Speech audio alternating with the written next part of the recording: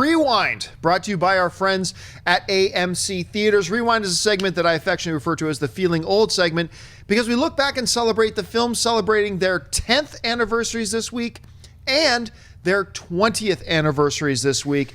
So let's start off with the movies that turned 10 this week. And turning 10 years old this week are Curious George, Final Destination 3, The Pink Panther, and, of course, everybody's favorite Harrison Ford film, Firewall.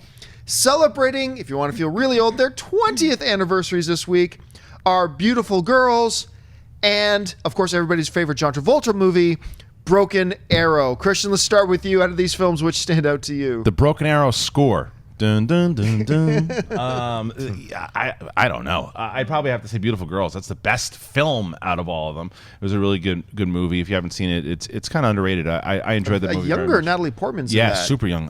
But I think that movie is underrated, but clearly the best film out of all of them.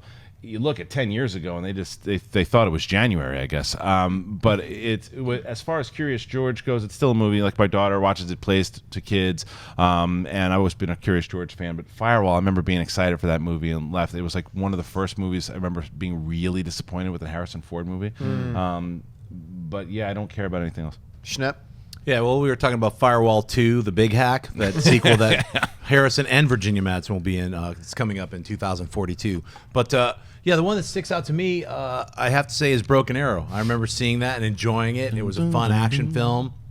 I can't even remember if it's rated R or not, but that's back when like a ton of action films were always just rated R. You're like, it's going to have some gunfights, some sex, some violence, and some dumb, super cool And Travolta was the villain in that one, yeah. So that was kind of a new Howie thing Long. at the time. Yeah. Oh my gosh, that's right. Before he did that forest firefighter movie, like Hot Jumpers or whatever. Christian Slater was still a rising star. He was like, he had just done True Romance. Obviously, John Travolta I'm pretty sure he'd already done Pulp Fiction, so he was back. So he was like, and Slater like, get him in there, but now he's a villain. Yeah. So it was fun. I remember going to see it, and I was like, I didn't hate the film. I was like, it was an enjoyable film. I enjoyed it. And it's John Woo also, right? Yep. Yes, it was John Woo. I enjoyed the movie when I saw it in the theater, but I went back and watched it about a year ago. It doesn't hold up at all, unfortunately. No, I haven't rewatched it. I really enjoyed it in the theater. Yeah. Like I said, I had the score, and I probably saw it like 2 times in the theater when I saw it because I was to see Travolta as the villain, and I was a big Slater fan, and I also love Pump Up the Volume, and it was they reunited him and Samantha Mathis.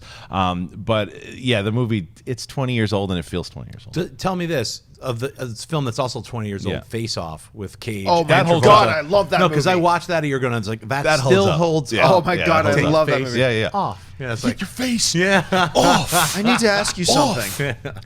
If I asked you to, no, let me rephrase. If I let you suck my tongue, would you be grateful? I love that movie. It's such a Damn, great I got to film. watch that movie again. Yeah. The ones that stand out to me is Broken Arrow. I still remember, because I did like it a lot, but it's been like Schnepp, it's been a long time since I've seen it again, so maybe you're right and it doesn't hold up. Yeah. But I just remember this one line, and I think it was Christian Slater said it, because the movie's about the Broken Arrows, a code name given for when a nuclear missile goes missing. And so this guy in the government's telling Christian Slater about this, and Christian Slater goes, I don't know what's more scary, that a nuclear missile is missing or that it happens so often you've given it a code name. I like that line a lot. The boxing scene in the beginning is really good. Howie Long stuff. I totally forgot Howie Long was in that. Hey guys, if you like this clip, click here to watch the entire episode. Also, make sure you subscribe to our YouTube channel because it'll help you stay up to date with all the stuff we've got going on here at Collider.